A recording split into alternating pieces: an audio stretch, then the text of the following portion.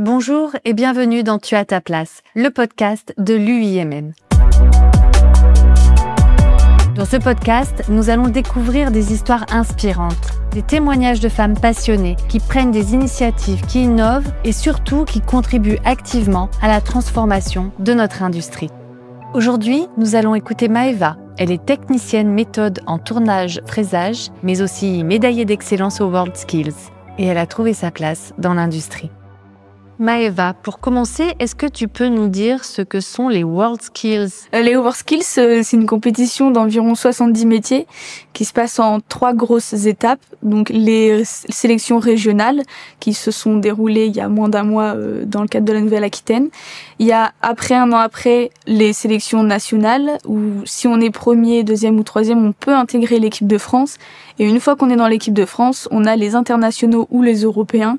Et là, on va défendre notre pays contre d'autres pays dans les 70 métiers initiaux. Quelle récompense as-tu reçue ? Personnellement, j'ai fait 2 parcours au sein des WorldSkills. Un premier à la 47e édition où je représentais le métier de fraiseur. J'ai eu des présélections régionales, suivies de finales régionales et j'ai eu la chance de pouvoir aller aux finales nationales. Donc j'ai été médaille d'or au final régional, forcément. Et au final national, j'ai fait médaille d'excellence, ce qui signifie que j'ai eu au-dessus de 700 points sur 800. Bravo pour ce beau palmarès. Alors justement, comment tu en es arrivée là ? Quel a été ton parcours ? Au tout début, quand j'étais au lycée, je ne voulais pas du tout être dans l'industrie, je voulais être puéricultrice. Donc en attendant, j'ai fait un service civique dans la mécanique moto parce que je suis une très grande passionnée de moto. Et j'ai posé la question à mon entourage de savoir quel métier pouvait être autour de la moto. Et un oncle à moi m'a dit « Je suis tourneur-fraiseur, donc je fabrique tes pièces. Viens essayer, ça peut être marrant, tu peux t'amuser. » Et je suis allée là-bas pour tester et finalement je me suis rendu compte que je pouvais donner vie à mes idées et avoir un résultat assez rapide. Est-ce que tu peux nous en dire un peu plus sur ton métier ? Le métier de tourneur-fraiseur, c'est quand même assez simple. On a une pièce brute, donc qui n'a pas été retouchée par un seul outil. Puis après, on va prendre des outils et venir manger la matière comme si on venait manger son gâteau avec sa petite cuillère. C'est le même principe. Tu travailles avec des plans ? Pour pouvoir façonner ma pièce, j'ai effectivement un plan qui m'est donné où je dois fabriquer. Ça dépend de mon niveau de formation. Et après, soit je vais utiliser d'une machine conventionnelle, donc là ça va être nous qui devons tourner les manivelles et façonner notre pièce. Ou alors, nous allons aller sur un ordinateur, faire un programme sur un logiciel de programmation, puis le mettre dans une machine à commande numérique qui va nous permettre de faire des pièces un peu plus complexes et plus rapides.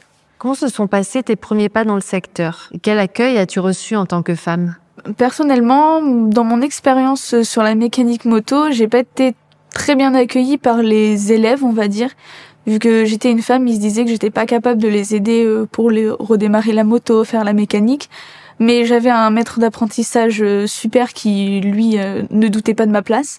Donc j'ai su faire ma place. Après, j'ai plus d'expérience dans le métier de l'industrie. J'ai eu 2-3 personnes qui étaient réticentes par le fait que j'étais une femme. Mais globalement, moi, j'ai plutôt eu des bonnes expériences parce que maintenant, dans les centres de formation et dans les entreprises que j'ai eu la chance de côtoyer, ils mettent en place des moyens pour éviter que les femmes soient mises de côté ou subissent du harcèlement au travail. Tu te sens à ta place dans l'industrie ? Personnellement, je me sens extrêmement à ma place. Au début, je ne pensais pas. Je me suis dit, ils vont pas m'accepter, je vais pas y arriver. Mais finalement, avec du travail, j'ai su que j'avais ma place et je m'épanouis dans mon métier. Qu'est-ce qui te plaît le plus dans ton quotidien et qui te permet de t'épanouir ? Je m'épanouis dans mon métier parce que ça me permet de développer toute ma créativité personnelle et de toujours pousser plus. C'est un métier où on apprendra toujours. Il y aura toujours des choses à savoir d'une expérience ou de nouvelles technologies. Donc on ne pourra jamais s'ennuyer dans ce métier et moi c'est ce que j'adore. Tu parles de créativité, on ne s'attend pas vraiment à ça quand on parle d'industrie. Je parle de la créativité parce que dans ce métier-là, surtout dans le poste où je suis actuellement, on doit concevoir des pièces. Donc en fait, on va nous donner une idée. Par exemple, je voudrais que ma couronne de ma moto ait 3 pignons de moins ou 3 rayons de moins ou ce que vous voulez. Et nous, c'est à nous de mettre en place tout ça. Ou carrément de nous dire « Oh bah j'ai envie de faire une œuvre d'art, je veux qu'elle ressemble à ça, je la dessine et je la programme et je l'usine. » Tu as dit aussi que c'était un métier où on apprend toujours de nouvelles choses. Et ça compte pour ton épanouissement ? J'adore apprendre, surtout dans ce métier-là, chaque expérience t'apprend quelque chose de différent. Donc dès que je croise quelqu'un qui est dans le monde de l'industrie, je dis tu fais quoi? Apprends-moi un peu ce que toi tu fais, pour avoir de la connaissance personnelle et professionnelle. Comment vois-tu ton avenir? Oula, c'est une grande question. Moi je me vois par exemple dans 15-20 ans potentiellement avoir ma propre entreprise avec mes amis de maintenant qui sont soudeurs, chaudronniers ou n'importe quoi, pour qu'on puisse vraiment vivre de nos métiers, de notre passion, parce qu'on est tous passionnés. J'ai la chance d'avoir un groupe de passionnés. Et je me vois peut-être pas en France, je ne sais pas encore, mais j'aimerais voyager avant de m'ancrer quelque part. Et l'industrie, elle permet ça? L'industrie permet de pouvoir voyager parce que justement, les expériences différentes dans les autres pays peuvent être très très bénéfiques. Par exemple, j'ai un collègue qui est parti au Canada récemment pour une formation. Donc c'est quand même hallucinant de pouvoir partir juste pour se former dans son métier dans un autre pays qui va nous apprendre toute autre manière de faire notre métier. Qu'est-ce qui fait que tu te sens à ta place aujourd'hui dans l'industrie? Je me sens à ma place dans l'industrie parce que je comprenais pas en fait pourquoi je m'ennuyais dans mes études, pourquoi ça me paraissait nul de faire ces études-là.